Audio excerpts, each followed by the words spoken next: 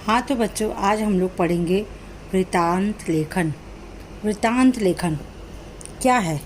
वृत्तांत लेखन का अर्थ क्या है, किस प्रकार उसको लिखा जाता है, उसमें क्या महत्वपूर्ण है। ये छोटी छोटी सी बातें हैं जो आपको ध्यान रखनी है और उसको ध्यान में रखते हुए आपको क्या करना है, वृत्तांत लेखन लिखना है। ये बहुत ही आसान है, पर इसमें छोटी छोटी बातों को अगर आप ध्यान रखकर नहीं करते हैं तो ये आप कुछ भी लिखते हैं तो इसमें आपके मार्क्स नहीं मिलते। इन छोटी छोटी बातों को आपको ध्यान रखना है। तो मैं आज आपको ये समझा रही हूँ कि वृत्तांत लेखन। वृत्तांत का अर्थ है वर्णन, विवरण, घटना या समाचार। देखिए, वृत्तांत का मतलब भी होता है वर्णन करना, विवरण, घटना। घटना यानी जो भी आपने घटना देखी हो, किस तरह से चल रही हो घटना, और समाचार। वृत्तांत लेखन एक कला है। वृत्तांत लिखते समय सावधानी के साथ पहले उसका प्रारूप तैयार करना पड़ता है और बाद में उसे लिखा जाता है। प्रारूप का अर्थ होता है कि एक तरह से योजना बनाना, सोचना। आप पहले से उसको अपने दिमाग में सोचिए कि आपको जो भी टॉपिक दिया, आपको उसको कैसे लिखना है, क्या है, किस प्रकार। पहले उसको एक रफ काम, जैसे आप बोलते हैं ना, एक रफ काम करना पड़ता है। वृत्तांत में लंबे चौड़े वर्णन की गुंजाइश नहीं होती। इसमें कोई भी स्वतंत्र बात नहीं होती, परंतु दूसरों के मुंह से निकली बातें भाषण, कार्यक्रम में प्रस्तुत सांस्कृतिक, साहित्यिक अथवा राजनीतिक हलचलों को वृत्तांत लेखक अपनी भाषा में बांध लेता है। वृत्तांत घटनाक्रम पर आधारित। देखिए, सिंपल सी इस पूरा सारांश है कि आपको वृत्तांत लिखते समय छोटी छोटी बातों का ध्यान रखना। प्रारूप मतलब होता है जैसे आप एक रफ काम करते हो, आप ज्योमेट्री में करते हो ना, जब डायग्राम एक रफ बना के उसको पहले करते हो, उसके बाद में आप फाइनल डायग्राम बनाते हो। उसी प्रकार वृत्तांत को पहले कच्चा प्रारूप तैयार होता है। अपने दिमाग में कर लो रफ में कि कुछ पॉइंट्स हैं जो आपको लिखने हैं, वो पॉइंट्स लिख लो। वो ये सोचकर पहले से रखना है, फिर उसको लिखने का है वृत्तांत में। और इसमें ना आपको बहुत लंबी चौड़ी बातें नहीं लिखनी होती। अपने मन से कुछ भी नहीं बना दिया ना, स्वतंत्र नहीं होती कोई भी बातें। स्वतंत्र मतलब आप अपने मन से कुछ भी नहीं लिख सकते। वृत्तांत में जो आपने घटना देखी है, आपके सामने जो घटना घटी है, उसी घटना को वैसे का वैसा उनके ही शब्दों में लिखना होता है। ये जैसे मैंने कहा कि परंतु दूसरों के मुंह से निकली बात है। दूसरों के मुंह से यानी जो आपने घटना देखी, उस समय वो सामने व्यक्ति किस तरह से बातें कर रहा था, उस बात को ध्यान में रखते हुए आपको क्या करना है, तो इस भाषण को, कार्यक्रम को, जो भी आपने देखा उसको अपनी भाषा में बांध लेना है। बांध लेना है ना, उसी के वाक्य को अपनी भाषा में कि उसने ऐसा कहा है, तो उस समय ऐसा हुआ था, इस तरह से आपको लिखना है। यह क्या होती है, वृत्तांत जो होता है यह पूरी एक घटनाक्रम पर आधारित होता है। सिंपल सी बात है। फिर मैंने देखिए इसके कुछ नियम बताए। वृत्तांत लिखते समय निम्नलिखित बातों पर ध्यान दें।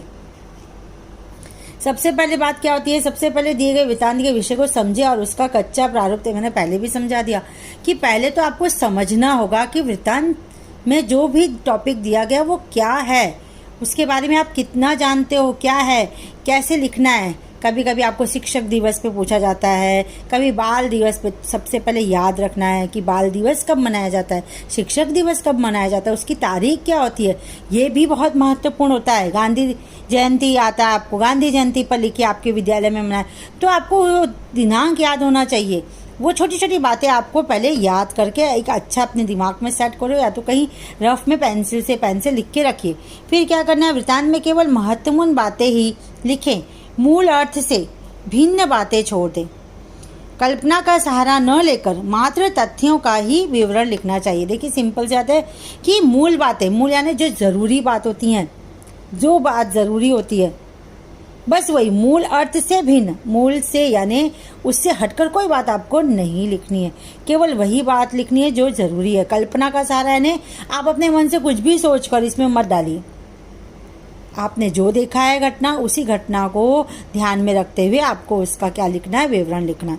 फिर तीसरा पॉइंट दिया मैंने, वृत्तांत में स्थल यानी जगह, काल यानी समय, और घटना यानी जो भी आपने देखा है, स्पष्ट निर्देश होना चाहिए।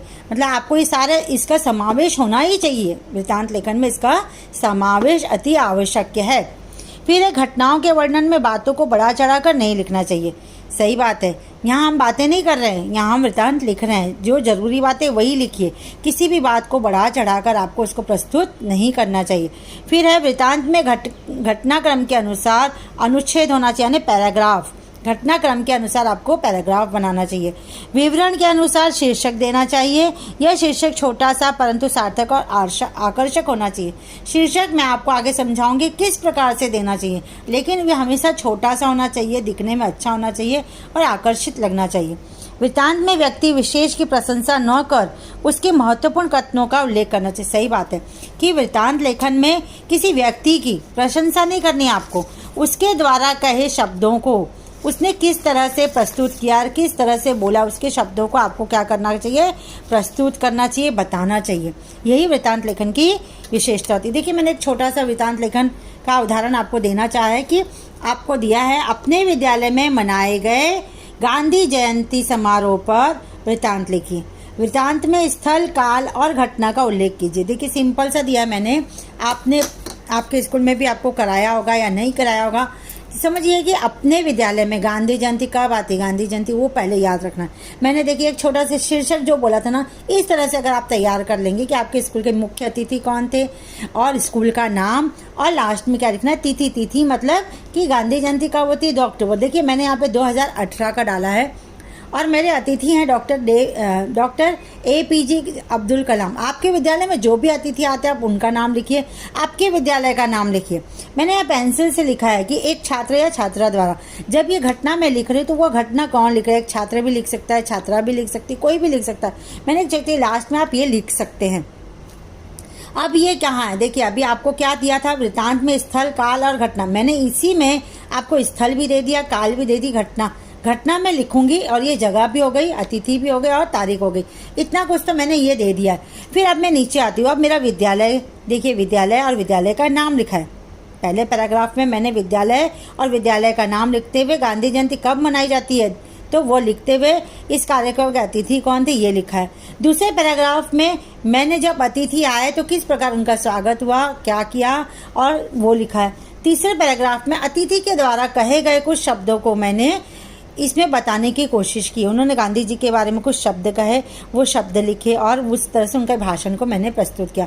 और अंतिम पैराग्राफ में मैंने क्या किया है कि जब सब कुछ खत्म हो गई घटनाक्रम, तो लास्ट में क्या हुआ, हमारे विद्यार्थी कभी कभी गीत गाते हैं, कभी भाषण देते हैं, तो उस पैराग्राफ में मैंने लिखा। और अंत में जब उनका स्वागत मतलब उनका सम्मान किया गया और हमारे प्रिंसिपल हो, पर्यवेक्षक यानी कि हमारे सुपरवाइजर हो, किस तरह से सम्मान करते हुए उनका क्या करते हैं, सम्मान करते हुए आभार प्रकट करते हैं, तो ये अंत में लिखते हुए इस तरह से मैंने देखिए पैराग्राफ में इसको बांट दिया है। इसी तरह से आपको घटनाक्रम लिखते समय या वृत्तांत लेखन लिखते समय पैराग्राफ का ध्यान रखना है कि इस पैराग्राफ में, पहले पैराग्राफ में आपको समय, स्थान, तारीख, सब कुछ, जो भी अतिथि हैं, जो भी आपको दिया गया है वृत्तांत लेखन, उसको ध्यान में रखते हुए लिखना है।